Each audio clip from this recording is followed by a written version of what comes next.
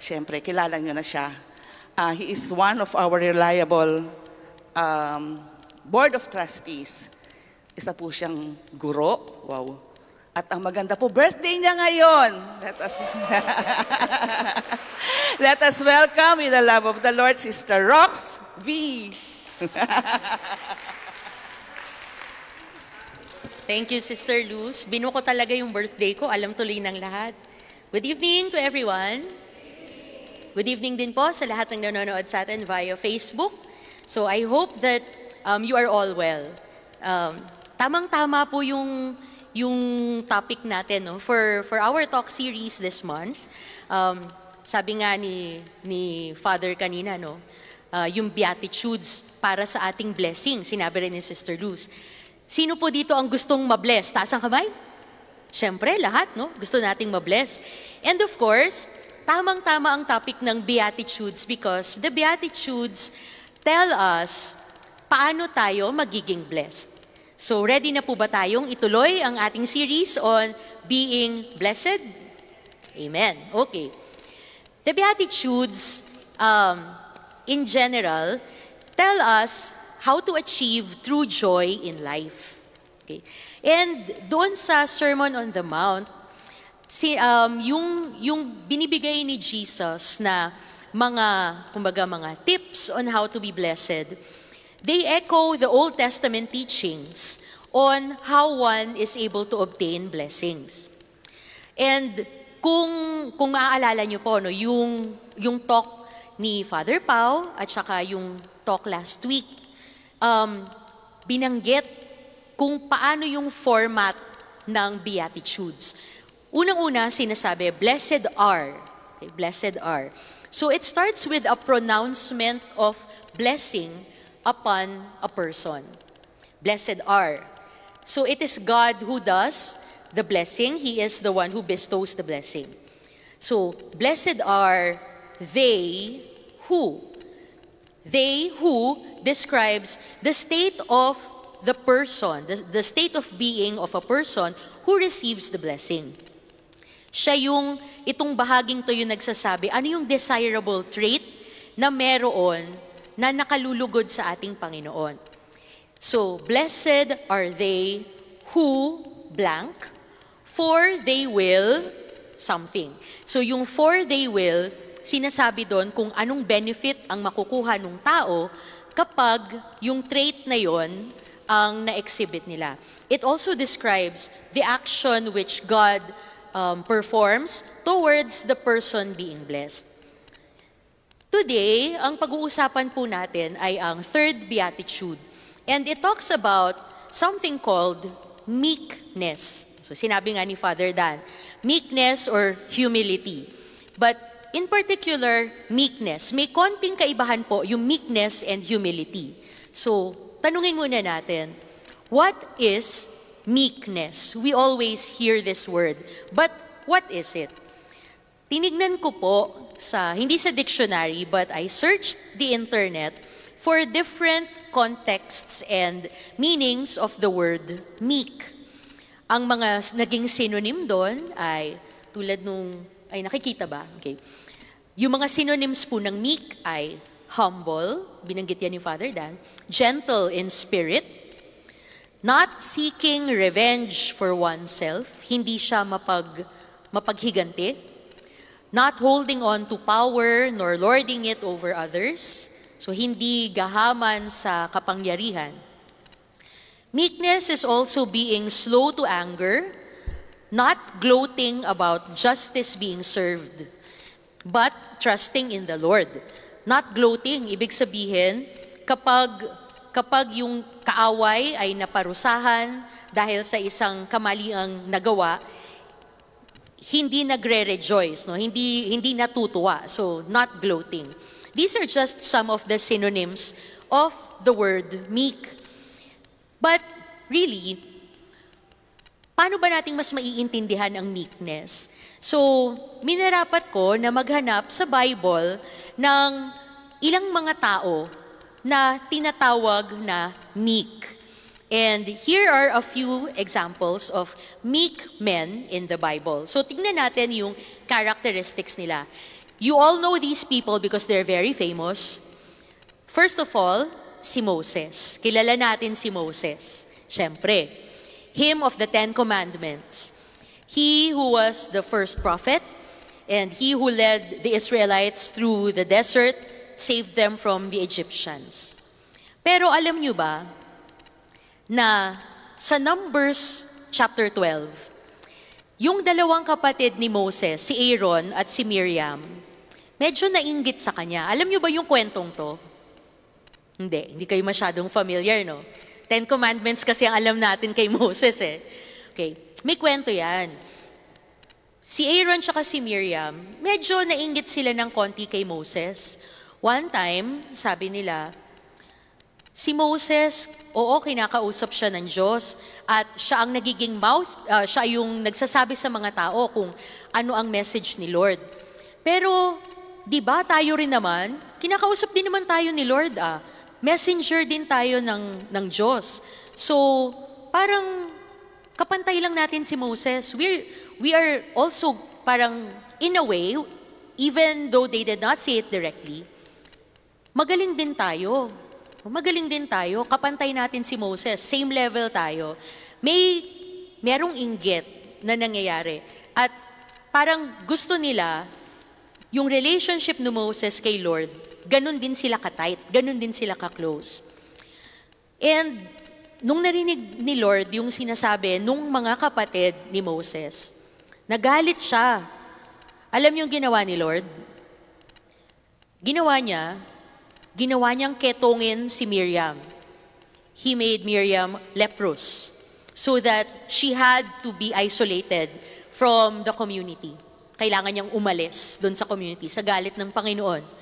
But, ang maganda doon sa kwento, yung reaction ni Moses. Diba?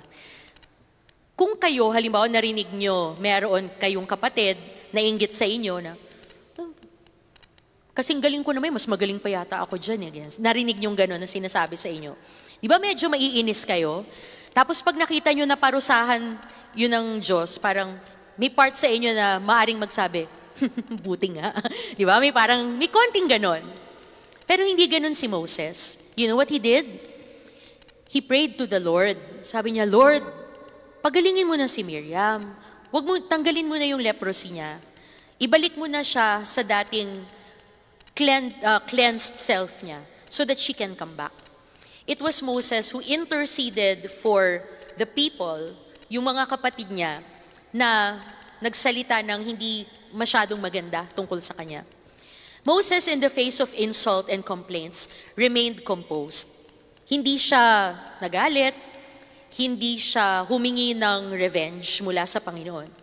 And that characteristic of Moses was something that was evident not just in this instance in Numbers, pero makikita natin yon throughout the book of Exodus, kung saan nililid niya yung mga Israelites through the desert. He was leading God's people with disciplined calmness and strength. Sipin nyo, ilang daang libong tao yung kasama niya. Naglalakad sa mainit na disyerto, tapos panay angal na Moses, pagod na kami, bakit pa kami dinala dito, wala kaming makain, ang pangit naman ng pagkain, paulit-ulit araw-araw. Tapos lahat yon sa'yo dinidirect, di ba? It took a lot of strength of character in Moses na hindi pagalitan yung mga tao at sukuan sila. He continued to lead God's people with calmness and strength.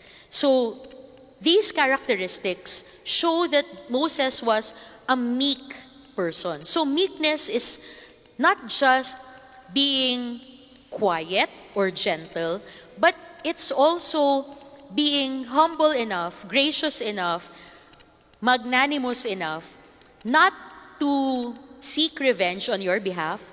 And it's also having the inner strength to control your anger, to control your feelings of outburst, no? Para hindi ka biglang sasabog na lang sa mga taong nakakainis. Yan. So yan si Moses. Pangalawa is another character na kilalang-kilala natin. Ginawa pa ngang musical to. Si Joseph the Dreamer. Ayan. Bakit siya meek? sino ba si Joseph at ano bang nangyari sa kanya.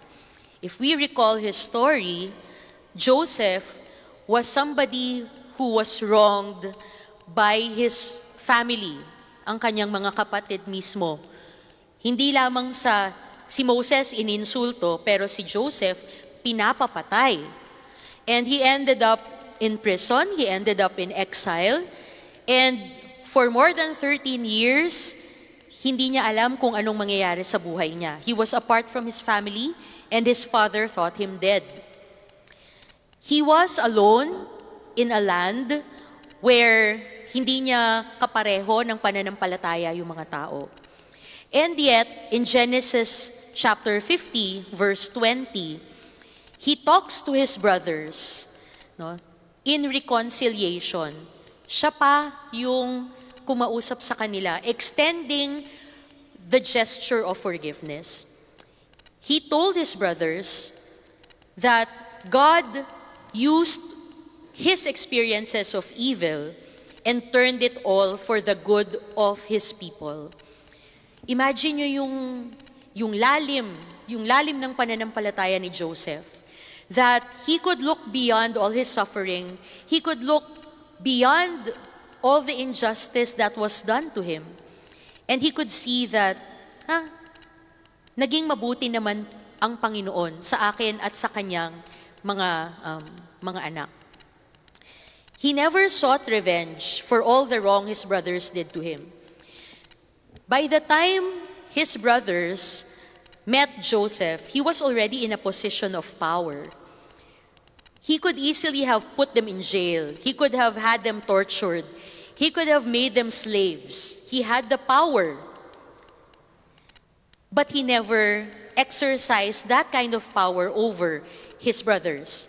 He never lorded it over them. And so Joseph was meek.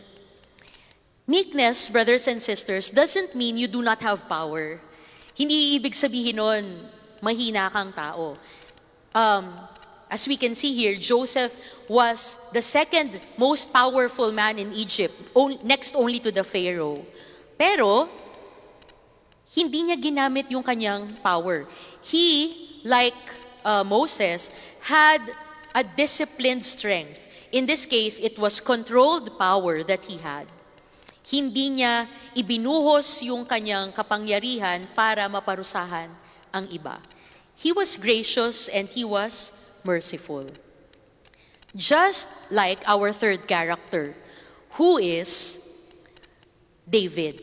Okay, kilala natin si David bilang dalawa, no? Bilang shepherd and also bilang hari. Now, David showed his meekness in character in 1 Samuel chapter 26. Ito yung panahon na kinaiinggitan na siya ni King Saul. And pinahahabol na siya ni Saul at pinapapatay. Sa inggit ni Saul, gusto niyang papatay si David. And David, because he was God's anointed, hindi siya mahuli-huli. And he had so many opportunities to kill Saul. Meron yung nahuli niya si Saul sa kuweba na hindi siya nakikita. Meron yung nakatulog lahat ng mga soldiers at pwede niyang patayin si Saul pero hindi niya ginawa. Marami yon, 3 instances yon. But he never did. David had the power to kill and to take revenge. Not really just to take revenge, but David could have meted out justice. Alam niyo yun? Wala naman siyang kasalanan eh. Naging salbahe si King Saul. In fact, tinanggal na nga ng Panginoon yung anointing kay Saul nung time na yon. Probably, in our eyes, David would have been justified kung pinatay niya si Saul. Okay lang, di ba? Pero hindi. David kept saying, I will never slay the Lord's anointed. Even though tinanggal na yung anointing kay Saul, meron siyang takot sa Diyos na itong taong to kahit anong pahirap ang ginawa sa akin. At one time, he had been the favored one of the Lord. And David had so much respect for that. He never repaid evil with evil. And nung panahon na namatay na si Saul, do you know kung paano siyang namatay? Nagpatiwakal siya, no? He fell on his sword. He was killed by another soldier, I think. Namatay siya not in battle, but when he was powerless, he fell on the sword. Hindi yun ikinatuwa ni David.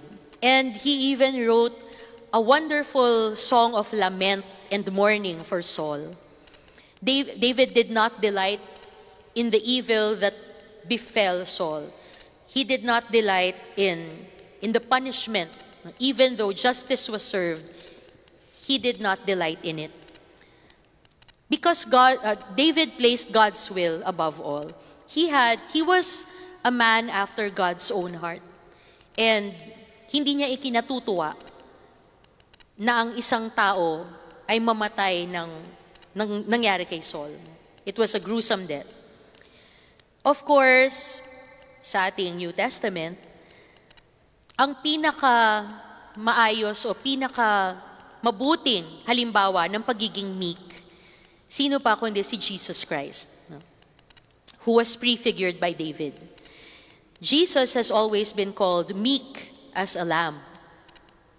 In John 4:34, he said that it is his food to do the Father's will.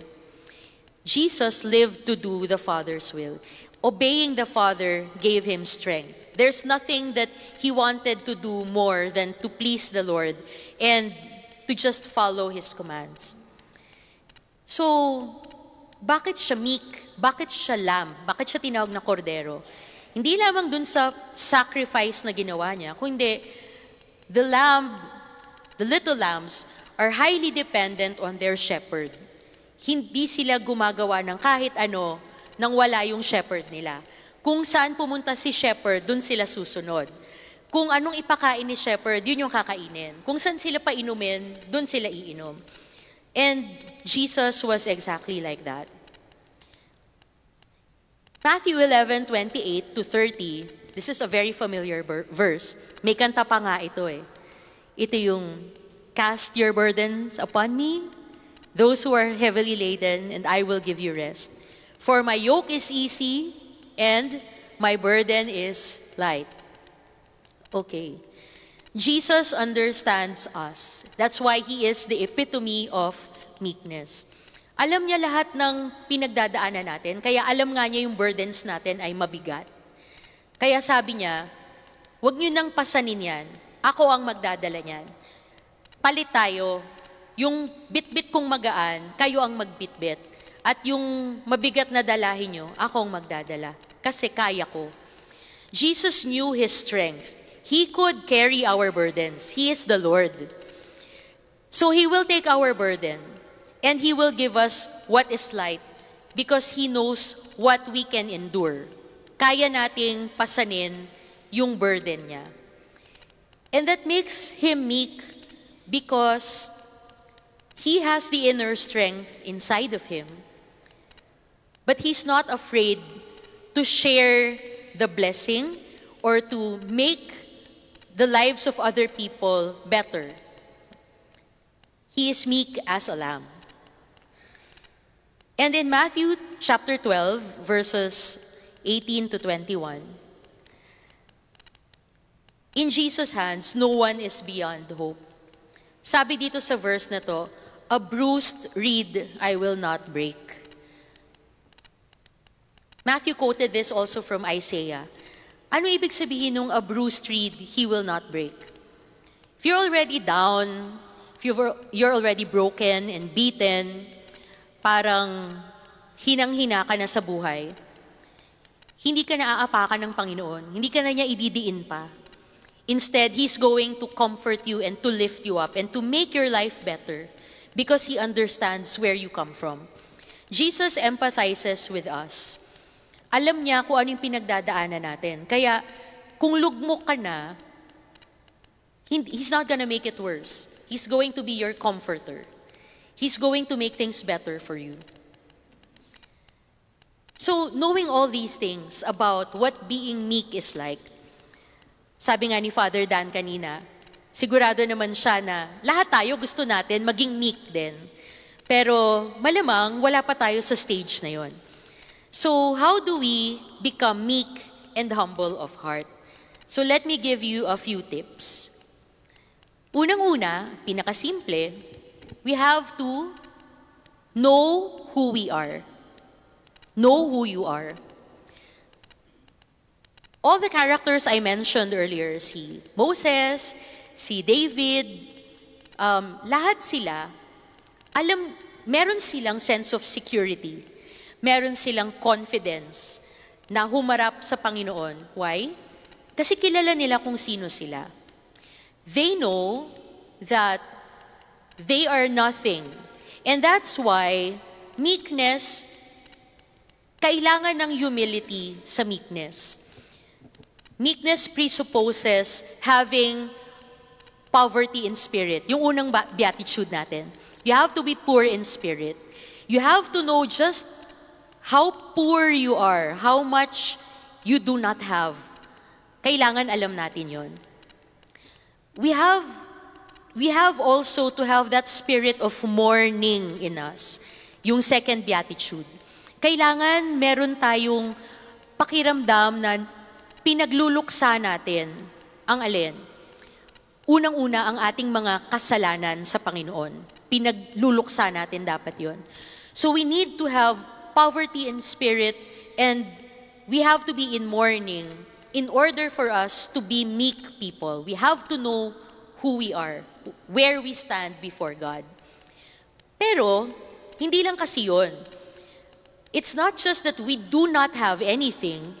In the same token, we have to know that our God, our Master, the one who owns us, has everything. So know who you are. Know that you have nothing, but that the Lord who is over you has everything. And because of that, in the same way, you have nothing and at the same time you have everything. Kung nagets nyo yun. Di ba? Wala ka, walang-wala ka, pero nasa iyo rin ang lahat. Okay. Know who you are. Second, it's not all about you. Meekness is recognizing that the world doesn't revolve around you, it's also about other people. So we need to recognize that God is there in other people. Hindi po pwedeng sabihin lang natin na tayo lang ang anak ng Diyos. Yung katabi nyo, tignan nyo nga yan, mukha bang anak ng Diyos? Nakikita ba ang Panginoon sa kanya? Mukha? Dapat, oo dapat. Siyempre. Pero pagdating natin sa bahay, o pagdating natin sa opisina, o yung mga ka-chat natin sa Facebook, no, or sa Messenger, dapat nakikita din natin ang Diyos sa kanila. Hindi lang dito sa prayer meeting, hindi lang sa misa. We should recognize that God is in other people, even in people whose beliefs may not be the same as ours. Maaring hindi natin sila katulad ng pag-iisip or hindi natin sila kapareho ng paniniwala, but God is still in them. And meekness entails seeing God in other people so that you can, number 3, avoid offending them. Okay? So that you can extend understanding to other people. Avoid offending others. Alam niyo, mahirap ding minsan na magpatawad di ba? Mahirap din na hindi maka-offend. Minsan kahit hindi natin sinasadya, nakakasakit tayo ng iba. Naalala ko yung last year, yung nangyari sa akin. Mahilig po kasi ako magpakain ng mga stray cats. No? Yung mga stray cats. One time, nagpapakain ako ng stray cat. Hindi ko napansin yung alaga ko na pusa, sobrang siloso. Nakita niya nagpapakain ako ng ibang pusa. Inaway niya yung pinapakain ko. Galit siya. Kaya lang, nung gusto niyang kagatin, kalmutin yung isang cat, hindi niya tinamaan kasi nakaharang ako. Ako yung nakagat niya. Ako yung nakagat niya, ang sakit dito, no? Nandito sa kamay. Nakalmot niya ako, pati sa paa ko, ang laki ng sugat. And alam niyo yung nakita ko dun sa mata niya afterwards na nagulat siyang ganun kasi alam ko hindi niya sinasadya. Pero kasi, mahal ko yung pusa ko. Mahal na mahal ko yun. Mahal na mahal namin yun, baby namin yun eh. And alam niyo kahit nakagat ka na, kahit ang sakit-sakit, hindi mo magawang pagalitan, paluin, hindi ko talaga magawa. Tapos iniintindi ko siya, alam ko namang hindi mo sinasadya, baby. Mga ganyan. Oh, Siyempre, cat mom. So, minsan, alam niyo, naiisip ko, parang ganun din siguro si Lord sa atin, na meron tayong mga kaaway, meron tayong mga tao na gigil na gigil ka, gusto mong awayin, gusto mong murahin, gusto mong, di ba, iwarla or rar, ganyan. And sometimes, hindi natin mapigilan yung sarili natin kasi tao tayo. And we want to hurt them. But instead, we end up hurting God. Kasi siya yung nandun siya, pumapagitan siya sa atin. We end up hurting Him. But hindi niya tayo tinatakwil. Hindi niya tayo tinatakwil. Instead, He forgives us. He extends that kindness and shows us the love that only a father could give. So number 3, if you want to be meek, avoid offending others. Sana wag tayong maghanap ng away, no, dahil sa inggit, dahil sa selos, dahil sa kung ano man. We avoid offending others. And karugtong niyan, number 3 pa rin, kung sakaling tayo naman yung na-offend, patawarin natin yung mga nakasakit sa atin. We do not know if sinasadya ba nila o hindi. Minsan hindi, minsan oo, but that's beside the point. Whether or not the people who hurt us have malice in their intents or what, God tells us to forgive because He forgave us as well. Amen? The mercy we receive should also be the mercy that we extend to others. And the meekness that God shows to us has to be the meekness that we show to others. Number 4, we seek the good of others. Siyempre, knowing that hindi lang tayo, no, ang sentro ng mundo, we have relationships with other people, we have to make sure that we are seeking the good of other people, not just yung good natin. Meekness is an outward characteristic. Kailangan nakikita yan kung paano tayong makitungo sa ibang tao. We show meekness by how we relate with other people. Inuuna ba natin sila kaysa sa sarili natin? Or inuuna natin yung sarili natin bago yung iba? Pagka ba merong pila at masakit na yung paa natin, maghahanap ba tayo ng paraan para sumingit sa pila? Entitled ba tayo? Or are we meek enough to wait and, hold our turn? Diba? Seek the good of others. Live peaceably with other people. And sabi naman sa atin ni Lord, kapag ginawa nyo yan, if you practice being meek, then I promise you that you will inherit the earth. How is it to inherit the earth? Paano bang nag-i-inherit o paano namamana ng tao ang mundo? What does it mean to inherit the earth? Kayo, kung ano ang mga gusto nyong bagay na matamo? Ako, birthday ko ngayon eh. So, meron ako mga birthday wish. So, hindi naman lahat yon material. Kayo, kung birthday nyo ngayon, ano ang hihilingin ninyo? Material things ba? Pabango? Bag? Sapatos? Ano gusto ninyo? Good health. O yan. Ano pa? O, si Sister Nancy, boyfriend daw ang hinahanap. Okay, sige. Ano pa? Sige sis, pagdadasal kita. Mamaya, brothers and sisters, pagdasal natin si Sister Nancy. Alam natin kung ano hinahanap niya. Ano pa? Ano pang hahanapin natin? What are the things that we hope for? Kadalasan hindi material na bagay eh. As we mature or as we grow older, we realize that inheriting the earth or the most valuable things cannot actually be held. Things like power. Power. Who doesn't want power?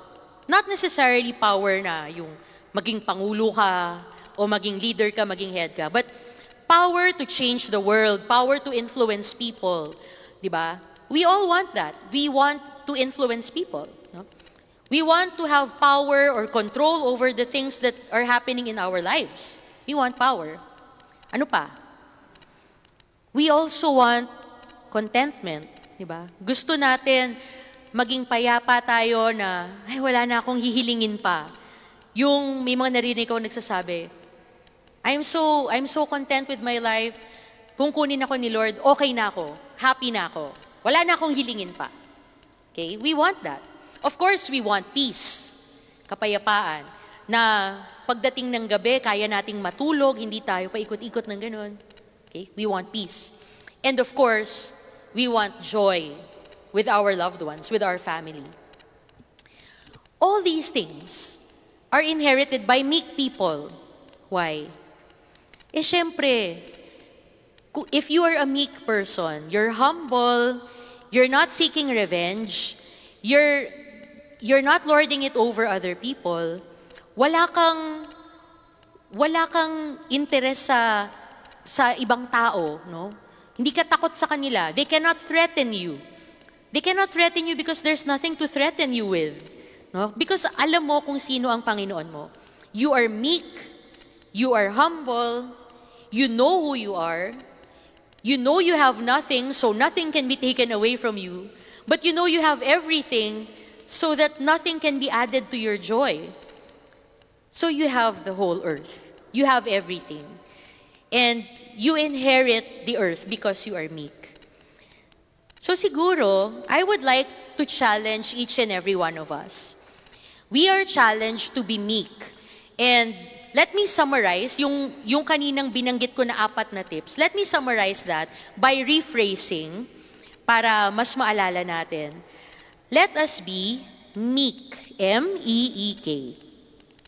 So we have to know who we are.